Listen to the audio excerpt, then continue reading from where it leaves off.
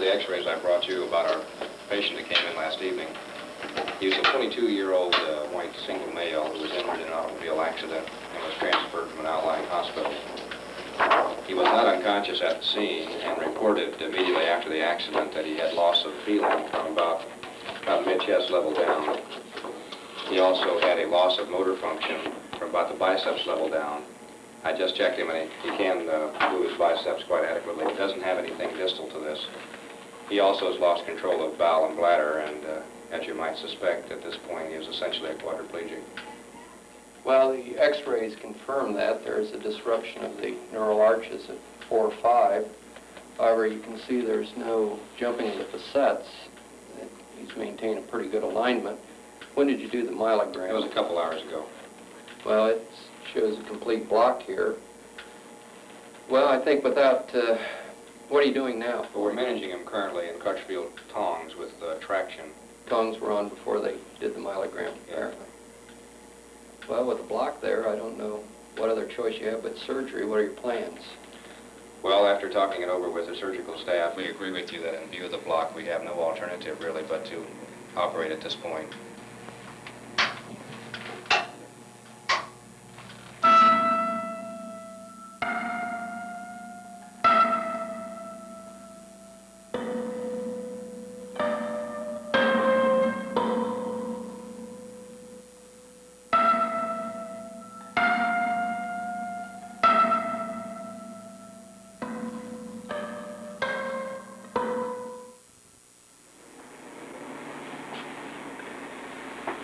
Jack, I wanted to come in and talk to you about your surgery and explain a little more to you about what we wanted to do at surgery and also talk about the results of the surgery. Your x-rays before the operation did show that your spinal cord was swelling up, and that's why we had to go in and remove a portion of the bone and give the spinal cord a little room to swell so it would not injure itself further.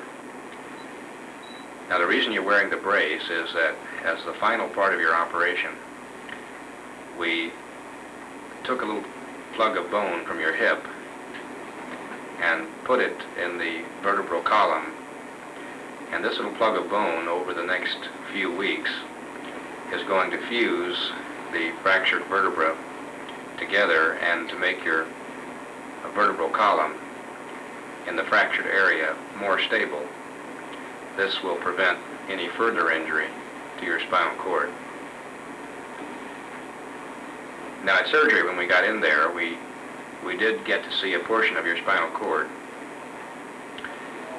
And I can tell you that the spinal cord was not transected, it was not cut in two, but it was rather extensively bruised. Do you have any questions about what I've told you so far now? I don't understand is when the nurses or the orderlies come in to move me into the bed or to turn me, my legs start to jump or they start to shake, and I don't understand what this all means. Yes, this is just muscle spasticity. And all it is, it's an exaggeration or an overactivity of normal reflexes. Ordinarily, the reflexes that you have in your legs are controlled by impulses that are sent down from your brain through your spinal cord.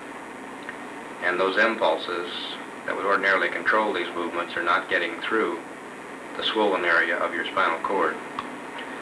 And consequently, these reflexes they're overactive or exaggerated over what they would be normally. But now this is really nothing to worry about at this point. Can you tell me if I'll ever be able to walk again like I could before? Well, that's a real difficult thing to predict right now, Jack. I'll tell you though, in the next few weeks, in the coming weeks, while we're waiting on your neck to fuse, and while you're lying there in the brace, we are going to be having therapists come in to see you, nurses and physical therapists and others. And they're going to be giving you exercises to keep your joints flexible and to preserve the muscular function that you have. And we're going to hope that during this time the spinal cord does make some recovery. And if it did, and I would say that it's possible that you could regain enough function to walk again. But again, I think that in all honesty, I really should tell you that I feel it's unlikely, very unlikely.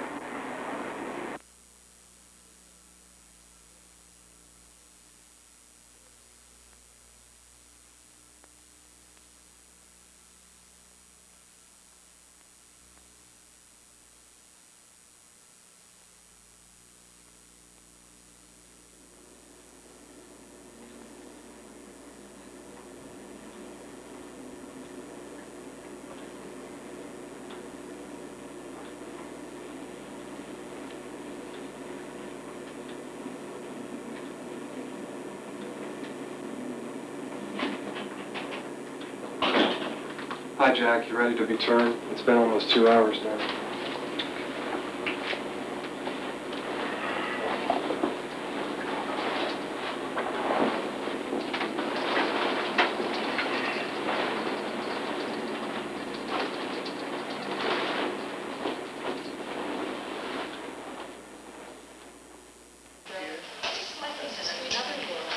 And then he looks like he just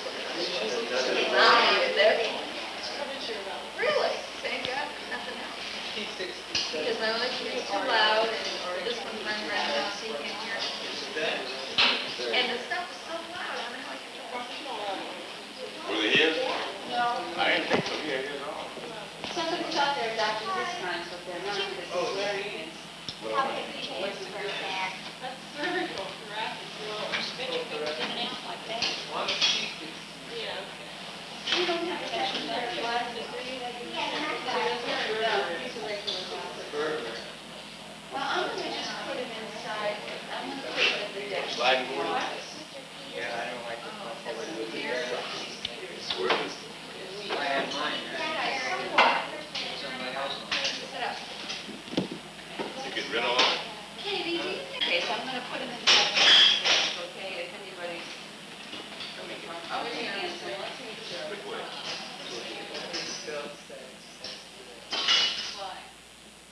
The past 8 months I've had to adjust from college to a hospital to a rehabilitation center, and now I know I'm going to have to try to adjust to a convalescent center.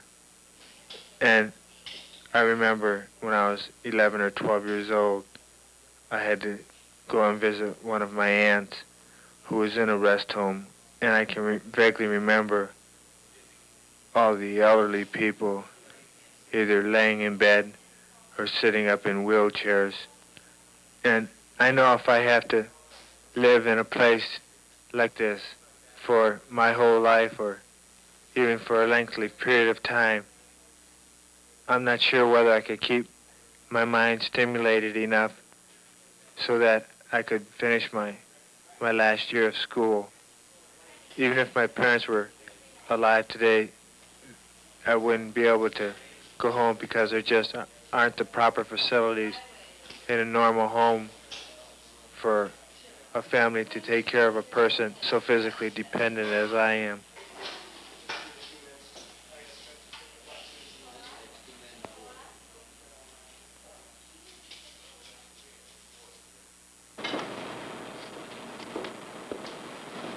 Jack, I cook you a steak here, and I want you to eat it.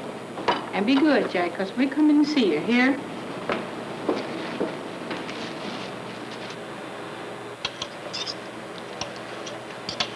We'll be out to see you, Jack. You know we'll all miss you, though. We were out to the center last week. It's a really nice place. We've got a lot of new furniture. It's just beautiful.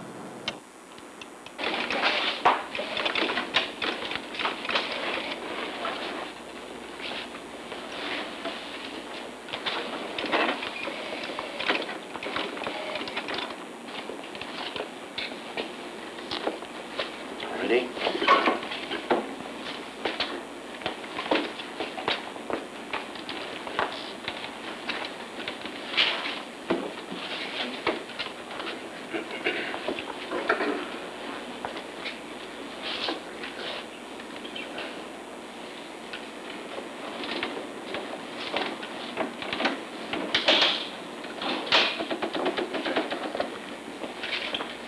Jack, here are the papers from the nurses. You give them those if they have any questions, now you have them call me, all right? Thank you, Doctor. All right, I'll be seeing you later. Take care. Bye, kid.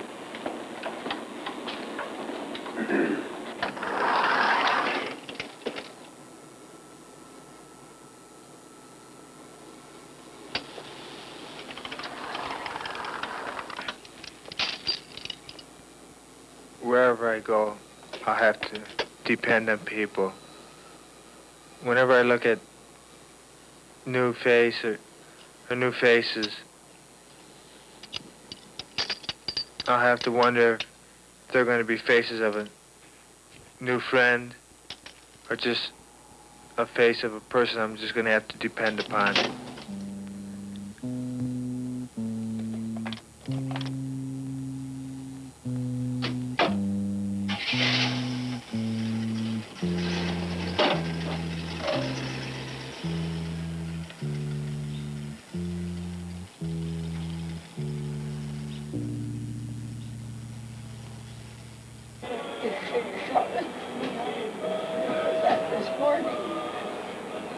Yes. I always get the dirty end of the stick. Always. That's what they always tell me. Well, that's what I get. What are they trying to do? Take it off my head or something? I said, what are they trying to do? My little prayer this morning, I said, oh, dear Father, if I ever get home, I never will give this big nice